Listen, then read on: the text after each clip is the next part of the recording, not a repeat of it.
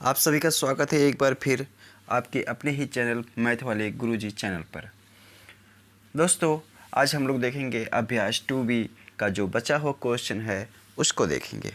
तो आइए बोर्ड पे देखते हैं। देखेंगे यहाँ पे लिखा हुआ है एक बाग में आम के 2304 पेड़ हैं। ठीक है, प्रत्येक पंक्ति में उतने पेड़ हैं जितनी की बाग में पंक्तियाँ हैं। बाग में कुल कितनी पंक्तियाँ हैं। ठीक है, तो देखना दोस्तों, एक बाग है जिसमें 2304 पेड़ हैं। ठीक है, और प्रत्येक पंक्ति में उतने ही पेड़ हैं। जैसे आप लोग कभी बाग में गए होंगे, मान लो ये बगीचा है। ठीक है, ये बगीचा है। ठीक, बाग में आप गए होंगे तो जो पेड़ लगे होते हैं वो पंक्ति के अनुसार से लगे होते हैं। पंक्ति के अनुसार से लगे, मान लो एक पेड़ यहाँ लगा हुआ है, एक पेड़ यहाँ लगा हुआ है, एक पेड़ यहाँ लगा हुआ है, एक पेड़ यहाँ लगा हुआ है, फिर दूसरी लाइन में यहाँ पर लगा हुआ है, यहाँ पर लगा हुआ है, यहाँ पर लगा हुआ है। तो इनके कहने का मतलब ये है कि बाग में जितनी पंक्तियाँ हैं, ठीक है, जितनी पंक्तियाँ हैं उतने ही इस पंक्ति में क्या है, पेड़ लगा हुआ है। मान लो यहाँ पर 4 पंक्ति हैं तो यहाँ पर 4 पेड़ एक पंक्ति में लगा हुआ है। तो हमको ये बताना है कि बाग में कुल कितनी पंक्तियाँ हैं, कितनी पंक्तियाँ हैं, ये कितनी लाइन है यहाँ पर समझेंगे। तो यहाँ पर देखते हैं, एक चीज़ करते हैं, हम इसको सॉल्व करने की कोशिश करते हैं। हम इसको लिखेंगे हल। ठीक है, हमें जो 2304 पेड़ दिया हुआ है इसका हम निकाल लेंगे वर्गमूल। ठीक है, तो वर्गमूल इसका हम निकाल लेंगे। हम लिखेंगे बाग में कुल पंक्तियाँ, बाग में कुल पंक्तियाँ, ठीक है, बराबर हो जाएगा अंडर रूट में 2304। ठीक है, 2304। अब इसके बाद हम वर्गमूल जब ज्ञात करते हैं तो क्या होता है, तो 2304 का हम लोग निकाल लेंगे। 2304 का निकाल लेंगे गुणन अभाज्य गुणनखंड। तो इसको देखो 2 से काटें तो 2 एकम 2 और ये 2 एकम 2, 2 पच्चे 10, 2 दूना 4 हो जाएगा। फिर 2 से काटें तो 2 पच्चे 10 हो जाएगा और 2 से 14, 2 छक 12। फिर 2 से काटो तो 2 दूना 4 हो जाएगा और 2 अठे 16, 2 अठे 16। फिर 2 से काटिए, 2 एकम 2, 2 चौक 8, 2 चौक 8। फिर 2 से काटिए, 2 सत्ते 14, 2 दूना 4। फिर 2 से काटिए, 2 तीन 6 और 2 छक 12। फिर 2 से काट, हम 2304 का जितने भी गुणनखंड आए हुए हैं, अभाज्य गुणनखंड आए हुए हैं, हम यहाँ पर नोट करेंगे। ठीक है, तो 2 यहाँ पर 8 बार है तो यहाँ पर मैं लिख लूँगा 8 बार। तो 1 2 3 4,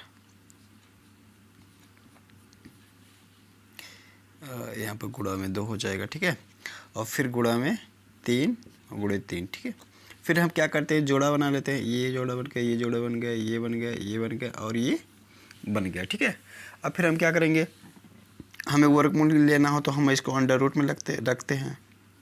2304 बराबर हो जाएगा, सभी में से एक एक निकल जाएंगे तो 2 और इधर से भी 2। ठीक है, ये 2, ये 2 और ये 3 हो जाएगा। बराबर देखें तो 2 दूना 4, 4 दूना 8, 8 दूना 16 और 16 16 16 48। ठीक है, तो 48 पेड़ हो जाएंगे। अतः हम लिखेंगे एक पंक्ति में 48 पेड़ भी होंगे और 48 पंक्तियाँ भी होंगी। अतः बाग में कुल पंक्तियाँ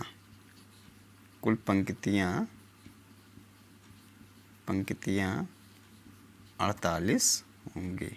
ठीक है, ठीक, चलिए देखेंगे चौथा क्वेश्चन। लिखा है एक सेनानायक ने अपनी सेना को टोलियों में इस प्रकार विभाजित किया कि प्रत्येक टोली में उतने ही सैनिक थे जितनी की कुल टोलियाँ थीं। यदि उस सेना में कुल 6561 सैनिक थे तो बताइए कि प्रत्येक टोली में कितने सैनिक थे। तो देखिए, इसको हम सॉल्व करेंगे। लिखेंगे हल में प्रत्येक टोली में सैनिकों की संख्या हम इसको अंडर रूट में ले लेंगे 6561। ठीक है, अब हम 6561 का अभाज्य गुणनखंड निकालेंगे। तो इसको देखो काटेंगे हम 3 से काटते हैं, तो यहाँ पर हो जाएगा 3 दूना 6 और 3 एकम 3 हो जाएगा, 3 8 24 हो जाएगा और 3 सते 21 हो जाएगा, ठीक है। फिर इसको 3 से काटते हैं, तो 3 सते 21 और 3 दूना 6 हो जाएगा और 3 9 27 हो जाएगा। फिर 3 से काटते हैं, तो 3 एकम 3 3 चौक 12 हो जाएगा, ठीक।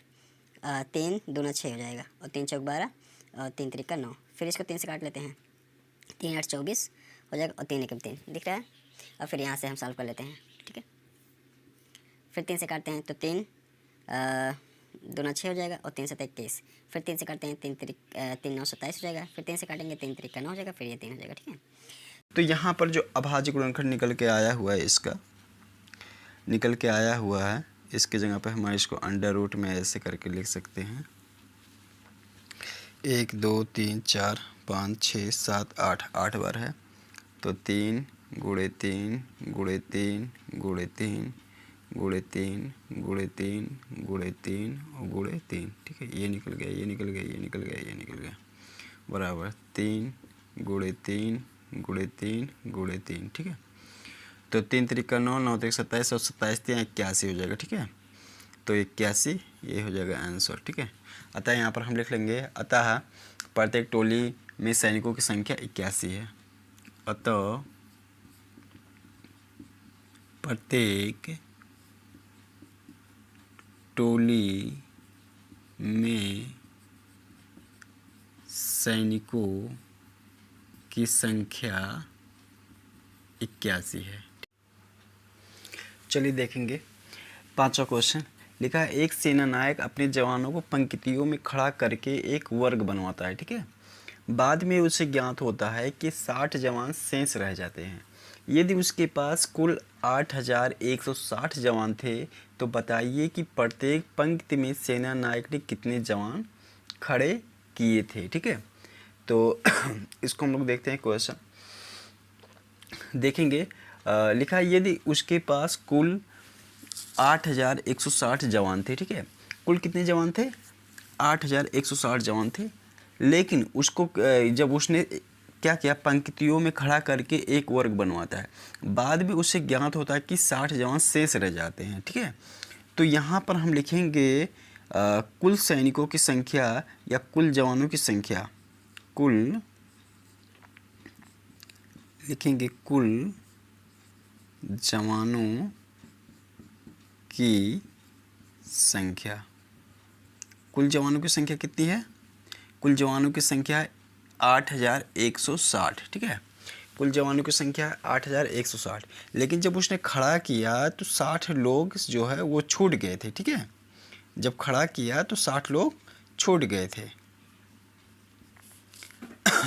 तो यहाँ पर हम लिखेंगे खड़े किए गए जवानों की संख्या, खड़े किए गए जवानों की संख्या, जवानों की संख्या कितना हो जाएगा?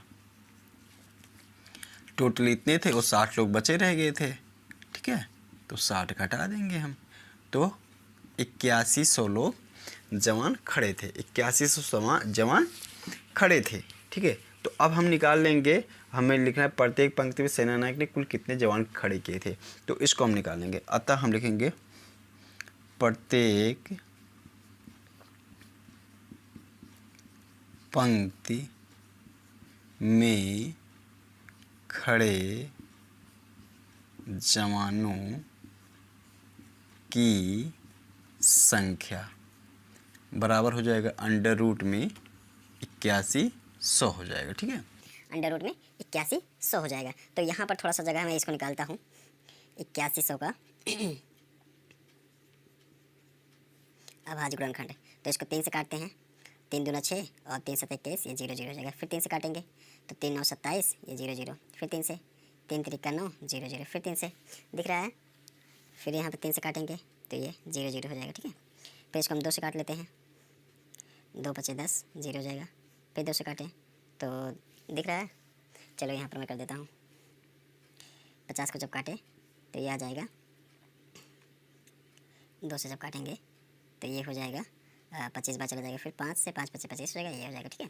तो यहाँ पर जो आ जा रहा है इसका गुणनखंड में यहाँ पर इस बराबर को करके लिख लेता हूँ ताकि जगह हमको मिल जाए। तो 8100, ठीक है। तो इसका अभाज्य गुणनखंड आ जा रहा है 3 है 4 बार, अर्थात 2 को पहले लिखते हैं 2, फिर 3, फिर 5 और फिर 5। तो जब इसको मैं अंडर रूट पे करूँगा और इसका जोड़ा बनाऊँगा, ठीक है, तो यहाँ पर देखें 2 गुणे 3 और गुणे 3 और गुणे 5। तो यहाँ पर कितना 2 3 6, 6 3 18 और 18 25 ऐसे कर लेते हैं। 5 दूना 10, 10 3 30 और 30 3 90 हो जाएगा, ठीक है, 30 3 90। तो प्रत्येक पंक्ति में खड़े जवानों की संख्या कितनी है? 90 है। ये हो जाएगा आंसर।